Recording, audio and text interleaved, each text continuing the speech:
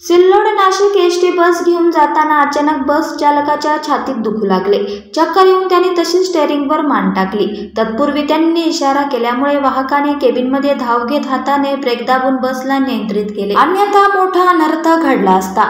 रविवारी सकाळी 9:30 वाजता छत्रपती संभाजीनगर ते जळगाव रोडवरील सावगी टोल नाक्याजवळ घडलेल्या या घटनेत 35 प्रवाशांचा जीव थोडक्यात बचावला। सिल्लोड आगारातील बस चालक काळे व वाहक अमोल गोसावी हे रविवारी सकाळी 8 वाजता सिल्लोड नाशिक ही बस घेऊन सिल्लोडहून नाशिककडे निघाले होते।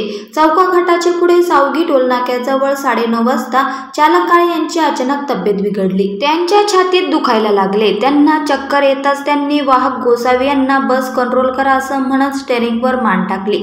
आणीबाणीची स्थिती लक्षात येताच वाहक गोसावी यांनी तात्काळ चालकाच्या केबिनमध्ये धाव घेतली। चालक काळे यांच्या पायाखाली असलेल्या ब्रेकवर त्यांनी हाताने दाब देऊन धावती बस नियंत्रित करून थांबवली। यामुळे मोठा अनर्थ टळला। दरम्यान गोंधळ उडून सर्व प्रवाशांचा श्वास रोखला गेला होता। मात्र बस सही सलामत थांबल्याने सर्वांनी सुटकेचा निश्वास सोडला। दरम्यान काळे यांना रुग्णालयात नेण्यात आले, तर प्रवाशांना वाहकाने दुसऱ्या बसमध्ये बसून रवाना केले।